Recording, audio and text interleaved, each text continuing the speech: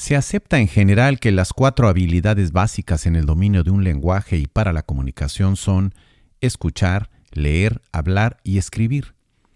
Por lo que se percibe a simple vista, pudiera pensarse que en los tiempos actuales tendemos más a hablar de lo que escuchamos y cada vez menos a leer y escribir. Habría que considerar, sin embargo, que hablar, leer y escribir lo hacemos más bien de manera deliberada.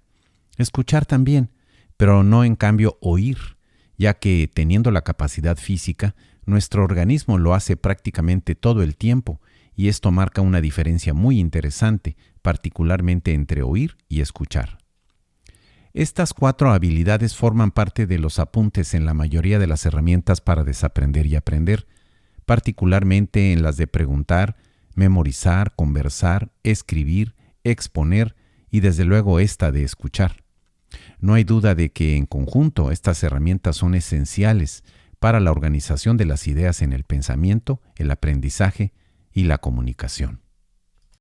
Captar sonidos a través del sentido del oír es un proceso orgánico permanente en la vida humana. En cambio, escuchar, que viene de la idea de acercar la oreja o auscultar, significa oír poniendo atención, es decir, es una actividad no solo de funcionamiento orgánico, sino también un proceso mental. Oír tiende a ser pasivo, escuchar es más activo, intencional, por los ingredientes de la atención y la conciencia. Sobre esta base inicial, en el primer apunte exploraremos el significado de esta herramienta en un contexto cultural e histórico que ha relegado y otorga poco valor a la necesidad de escuchar, de formarnos en esta práctica fundamental en comparación, por ejemplo, con la capacidad de expresarse y hablar.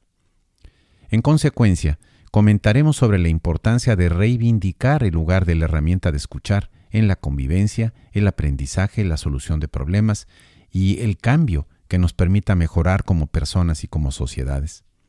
Adicionalmente, abordaremos algunos aspectos relativos con la práctica de escuchar a partir del reconocimiento del otro, la contraparte de la escucha que es en realidad nosotros mismos. Terminaremos el apunte invitándote a realizar un primer proyecto aplicado sobre esta herramienta fundamental.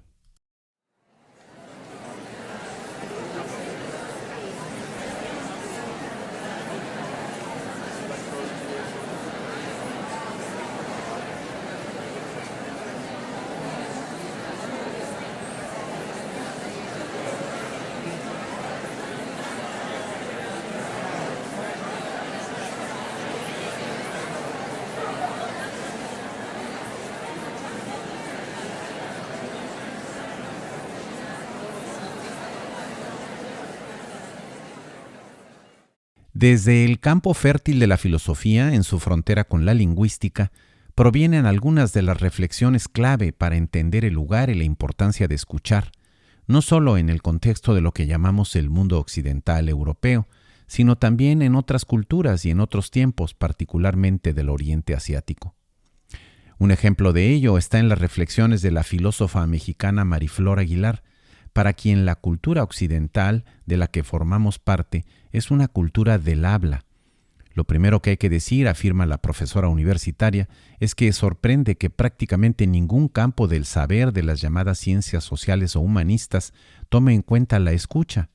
La escucha se da como algo ya dado. Se supone que para escuchar no se requiere habilidad ni aprendizaje ni cierta destreza, como si se tratara de un don natural, dice la maestra. En nuestro entorno lingüístico y educativo, continúa diciendo Mariflor Aguilar, se valora la información o el saber obtenido como resultado de escuchar, pero no en sí mismo el proceso de hacerlo, su calidad, amplitud y variantes. Frente al hablar que nuestra cultura privilegia, la acción de escuchar es relegada a un ejercicio pasivo, casi símbolo de obediencia y sumisión, que por cierto son significados presentes en la etimología latina de oír.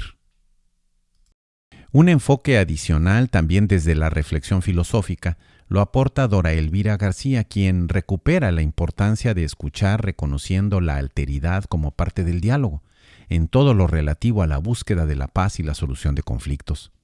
La alteridad, dice la maestra, es decir, el reconocimiento del otro, es al mismo tiempo el reconocimiento de uno mismo en relación a la persona que nos escucha. En su escrito, la filósofa nos dice: La renuncia a tener la razón de manera exclusiva se vincula con la condición de alteridad porque de lo que se trata no es de tener la razón, sino de reforzar al otro para que su consideración se convierta en evidente y que en esta conjunción se construya algo común. Valorar la escucha como parte sustantiva de un diálogo, comenta esta autora, amplía los horizontes de la comprensión. Dialogar, nos dice en su escrito, no es solo exponer razones a uno mismo o a otras personas, en cambio requiere de la acción de escuchar. Ambos recursos, diálogo y escucha, son principios de la solidaridad comunicativa, son base del reconocimiento mutuo como humanos e iguales y como formas de construcción social. En el mismo sentido y volteando la mirada hacia las consecuencias humanas y sociales de no saber escuchar, la filósofa argentina Patricia Lilian Weichmann reflexiona en que la supremacía de hablar sobre escuchar conduce a lo que ella llama el monoculturalismo, es decir, parafraseando a la autora, el encierro de algunas culturas que niegan al otro como alteridad, por lo que sucumben en la vorágine de las propias creencias, posiciones y acciones. Propone esta maestra en el marco de la filosofía intercultural reconocer que no hay verdades absolutas ni culturas que sean superiores a otras. No se pretende, afirma la filósofa, llegar a una síntesis de cosmovisiones ni diluir en una cultura los fundamentos de las demás, sino que el objetivo primordial consiste en escuchar las otras formas o maneras de interpretar la existencia y tener elementos para analizar y cuestionar los principios y creencias de la propia cultura, para abrirse a una visión más enriquecedora y abarcadora de la realidad. Para realmente saber escuchar, comenta esta maestra, es necesario tener un motivo basado en la atención y el reconocimiento del otro con quien se dialoga. Se requiere también de humildad, es decir, dice ella, dejar de lado el instinto de réplica y beligerancia de quien solo busca los aspectos negativos, para dar paso a otras funciones cognitivas como poner atención, recordar, reflexionar, deducir, comparar, razonar, es decir, desplegar toda una actividad y una intencionalidad dirigida al alter ego, al nosotros dialogando.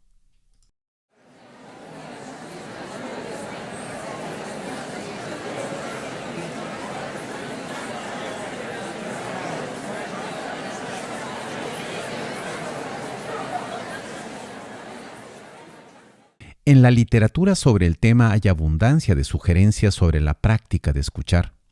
Al tomar en cuenta cualquiera de ellas, siempre será conveniente, por una parte, tener claro al menos por qué, para qué y a quién escuchamos. Y por otra parte, no perder de vista los componentes principales del buen uso de esta herramienta. Sobre este último punto, puede ser interesante considerar el carácter chino, muy conocido por cierto, que tiene la ventaja de expresar en un solo concepto la idea de escuchar, integrando 6 aspectos clave. El primero es el sentido del oído, representado en un grafema que expresa la capacidad física de oír, lo que no implica directamente escuchar. El siguiente grafema expresa la idea de uno mismo, el que quiere ser escuchado, ya sea yo o el otro en nuestro diálogo. Escuchamos apoyándonos en los ojos, significando con ello la idea de la percepción visual del lenguaje corporal del otro y de nosotros mismos. En la idea de escuchar también aparece el grafema de la concentración, que expresa la atención que se tiene para escuchar al otro y escucharnos cuando hablamos. Igualmente, escuchamos con las emociones, representadas en el grafema del corazón. Por último, escuchamos con la mente, para analizar, interpretar o juzgar lo que escuchamos de otras personas y de nosotros mismos. En conjunto, en la visión y vivencia integradas del Oriente, que contrasta notablemente con la segmentación predominante en el pensamiento occidental, la simultaneidad de escuchar y escucharnos significa concentrarse, combinando razonamiento y emoción, usando el sentido del oído para captar mensajes verbales y no verbales, apoyando su actividad en el complemento visual de la mirada.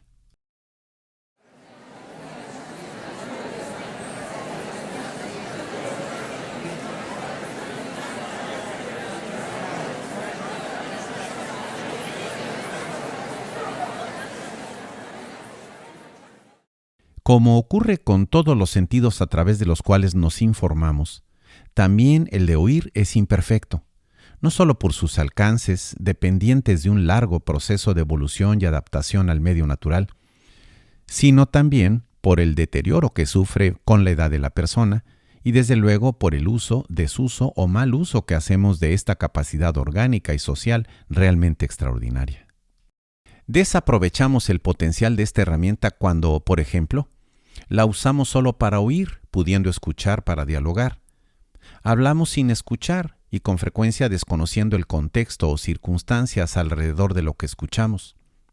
Bloqueamos la amplitud de sus posibilidades, aplicando prejuicios, intolerancia, adjetivos o descalificaciones a quien nos habla. Jugamos al teléfono descompuesto, escuchando algo distinto de lo que realmente se nos dijo. Escuchamos seleccionando solo la información que confirma nuestras creencias o supuestos previos. Interrumpimos el flujo de la comunicación por falta de paciencia o tolerancia. Desaprovechamos la oportunidad para contribuir a la solución de conflictos o al mejoramiento de la convivencia. Abusamos del tiempo para hablar y tratamos de limitar el tiempo para escuchar. Escuchamos sin interés en el tema o en la persona, sin poner atención y ofrecer el respeto que merece nuestro interlocutor. El primero de los proyectos correspondiente a este apunte se titula Repetir lo que escuchamos para entenderlo mejor. El objetivo es entender el significado y la intención de lo que escuchamos desde la perspectiva y en el lugar de la persona que nos habla. Localiza el documento en formato PDF de los proyectos en esta misma página del sitio de herramientas. Como se indica en todos los apuntes, ninguna actividad es obligatoria.